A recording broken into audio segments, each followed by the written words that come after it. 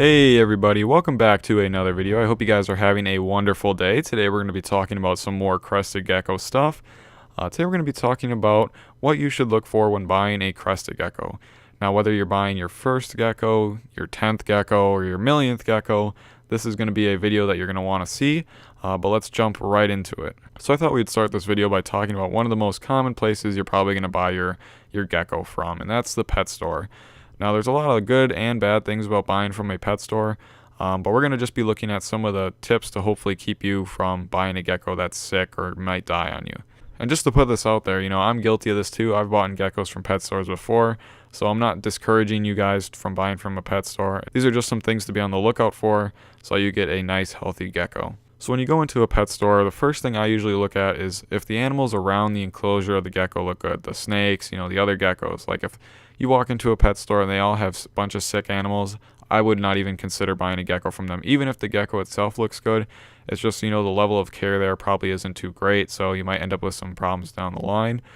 So if the other animals look bad, no go. But let's say they look good and you get into the cage and you see your Crested Gecko.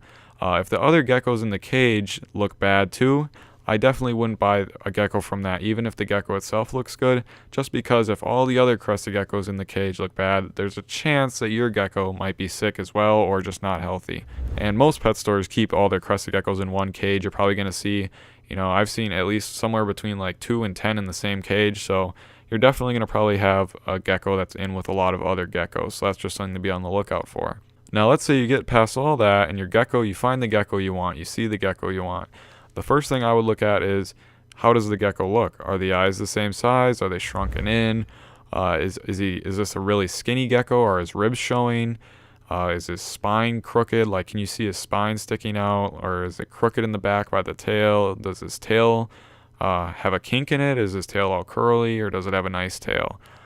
In general, if you've seen geckos before, and you just look at it, you'll know if it's healthy or not. If you see a sick gecko, you'll definitely know it. It's going to look it might look kind of pale, not fired down, but just kind of like sickly. It'll be skinny, maybe kind of look a little dehydrated. It'll just look not healthy. If it has like really big bulgy eyes, that's probably not good either. It should just look like normal and healthy, a nice healthy little gecko. It's kind of hard to explain, but if you've seen a gecko before, you'll definitely know whether or not it's healthy.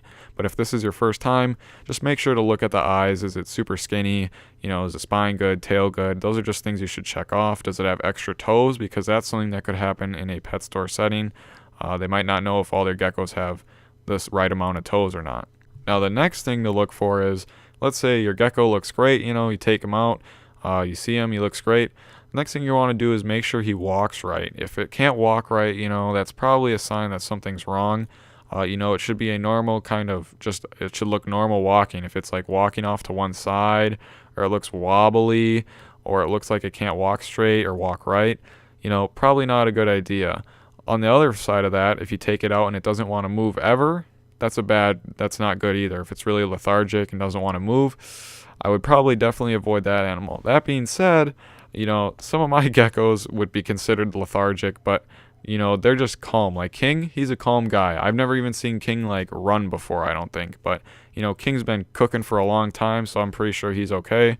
But if it's a baby gecko, you're probably going to be buying from a pet store, they're going to be a little bit more jumpy. They should be walking around at least. So just make sure you're getting a gecko that can move and isn't too lazy.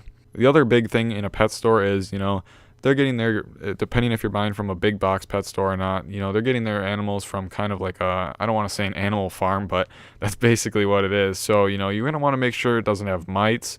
Mites are just going to be they're going to look like little dots around the eyes, maybe the nose holes, mouth, or on the skin too.